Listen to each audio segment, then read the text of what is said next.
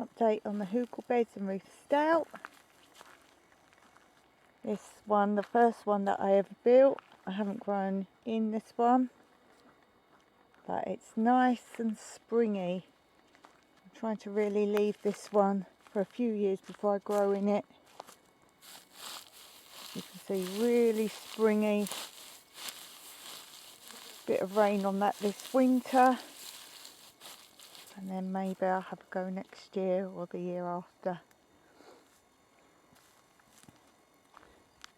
But I started growing in some of the other ones, as you know. This is the progress.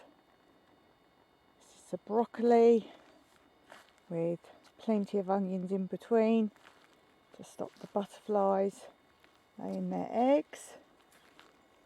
Worked pretty well, but obviously I need more onions in between to detract them completely from coming near.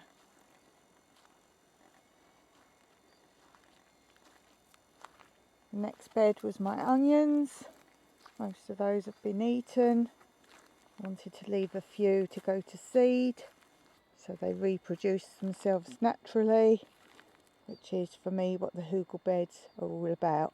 Very natural growing. And then a potato update. So here are the first potatoes I planted. I've mounded them up,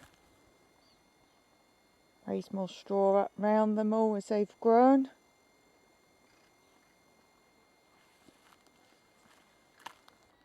So these are doing pretty well.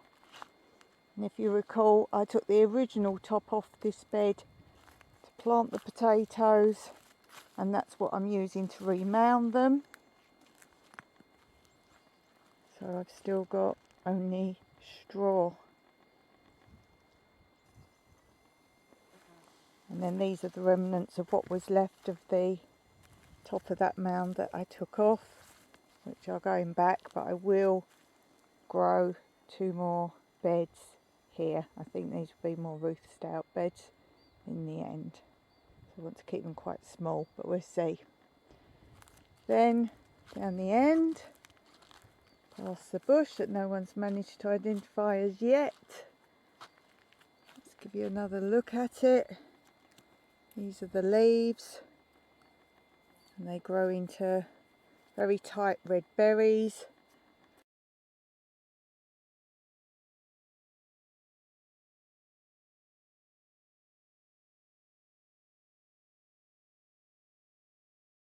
The stem is flexible. When it first grows, it's actually quite red. Let me show you a bit of the redness. It's a younger stem. And here they are. I'm just very concerned because there's so many berries in the berry season. But there is a berry tree that is highly toxic here. This, if I can tell you, it's very sweet smelling. Very sweet smelling, pleasantly sweet, which makes me think it is a fruit you can eat, although there's quite a lot of these seem to grow in the wild, but for some reason no one can tell me what they actually are. So again, help. And there was suggestions of take photos and send them to different apps. I've also been told don't do it because you get told the wrong thing on most of the apps, or they've only got certain things on their apps and they give you the nearest match. So in all respects I've got to be very careful because they could tell me it's perfectly fine and it may well not be. So I'm a little bit reluctant to do that. I'd rather someone who actually knows tells me directly. So beyond this tree, oh, that's the other thing, another suggestion I got was something that says it's highly invasive and they droop, and these don't droop. And they're not that invasive, they grow well, but it's not invasive. So the first one was tomatoes. There's nothing growing much here now, but I'm just showing you how I've now slightly widened the path down both sides, and piled up what was left of the straw, made them neat. And again, I've taken into consideration the height, that I can actually step over them if I want to. So I've just really piled them all back up to allow the grasses to grow between them, which will then be weeded. There's just a few of these sort of weeds, not sure what these are, but they're quite deep, so I need to actually dig those out. And then I will let the straw and grass grow around them, and then I'll cut that down and put it on top. The only bed of these growing still is the peppers, which are still doing well. So again, I've tried to actually cover them round a little bit to protect them, but left a nice well around each one, so any rain will stay around the plant.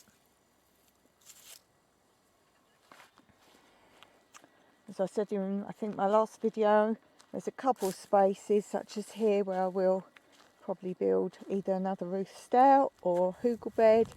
I'll see what seeds I can manage to get, because I do want to try and grow some different things spring.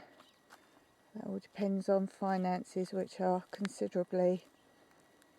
practically non-existent right now. And as you can see, these tomatoes are just going crazy. These ones I just left to go completely wild. So obviously some of you gardeners out there will be horrified at the state of these tomato plants. But look at them, they're doing really well. And as I say, I just mix all the different seeds, scatter them in the areas. And I've just literally tried to lift these all off the ground a little bit. We've had a bit of rain, so the bed's quite soft, so right now these won't stand up, but they're all doing really, really well. And then the last bed was another broccoli, which was very slow to start, but I think these are looking actually very healthy. And again, onions between. I've got more substantial onions growing here and more of them, so this is really a better bed for protecting the broccoli.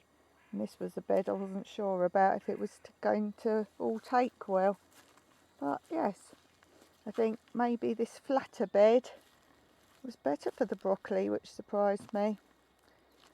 And then all leaves that have fallen down, as I showed you in my last video, from carob tree nearby, I've just stacked here, possibly a Hugel bed, possibly just let it go to compost, and we'll see.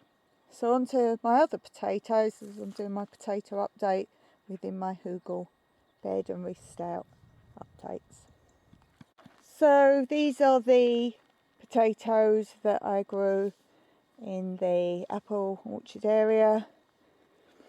This was a bed where nothing really grew in it very well for some reason, so I just heaped it all up with straw, made it into a Ruth Stout bed, and I thought, let's throw the potatoes in there, as I had the potatoes given to me very suddenly and unexpectedly, and I had nowhere prepared, so I thought I'll throw some in there.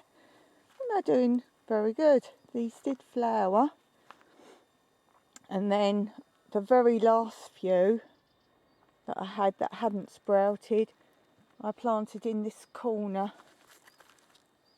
but as you can see, none of those have come up. I've actually marked with a bit of bamboo, so I know this last diagonal corner is the newer potatoes, but nothing there yet. Whether because they were late sprouters they won't come up, or whether they just haven't made it yet, or whether it's because it's too late now, we shall see. I'll keep you informed on those. But the rest of these seem to be doing pretty well. And again, I've mounded these up with extra straw that I again took out before I put the potatoes in, and then using the straw to keep rebuilding on them. So let's go and check out more potatoes. So this is doing really well. It's probably one of the better ones, along with the Hugel Beds. And this is actually in that blue laundry basket, but it's coming out to the sun. So he's enjoying himself. And the ones in the rest of the basket, not as big. And I'm wondering now, did they want more sun? This is the basket I had in the sun initially, but I thought it was going to be far too hot as we had a heat wave. So I shoved them here where they just get the morning sun. But look at this one creeping across and doing better. I think now we're getting into, we don't really get autumn here, but if you like, it's fall or autumn. I think I may well move it so it gets warmth for longer, as the evening's slightly cool now and the mornings are slightly cooler. I guess that's as close as we get to fall. And in the red containers, this is how the potatoes here are doing. These were planted prior to this set. And I think this was the last area. Yes, this is the last area of potatoes. I love my potatoes, so I did plant these all slightly different times. If you look back on my other videos, I tell you the distance of time in between planting them. So these are now catching up. These were a bit slow. So these are doing well. And the ones back more from these, they're slightly lighter green. I don't know if you can pick that out on the film. But these slightly lighter green ones were sometime later. Again, as I say, check back on my other video, or I try and put the dates in of the difference of timing. But even they're catching up nicely. And the earth that side isn't very deep, because this is part of the mountain slope here. So we just kind of made this bed to level the land a little bit. So I might just put this temporary edge in for me. And then the other side, I've dug out this middle bit now. This used to be, this whole bed where the potatoes were around this area was mostly broccoli, but I've moved all my broccoli now. But this was a terrible couch area.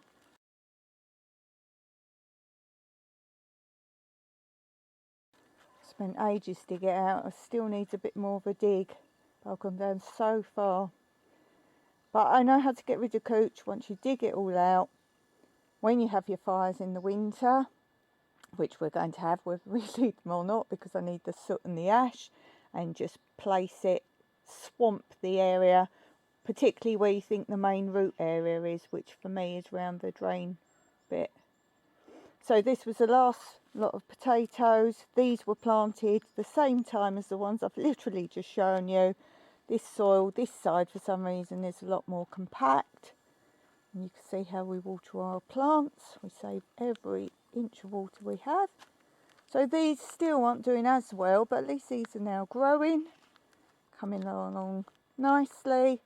And in some ways, if they're a bit more delayed than the other side over here that were planted at the same time, so be it, because hopefully that means I can leave them in the ground a little bit longer maybe, and it will spread my potatoes out even more. So these are the lighter green ones. Maybe you can see better from this side as compared to the darker ones over the other side.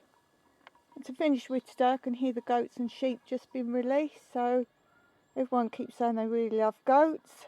So this is for Lynn, Wayne and everyone else who says to me they like goats and sheep. So let's show you those.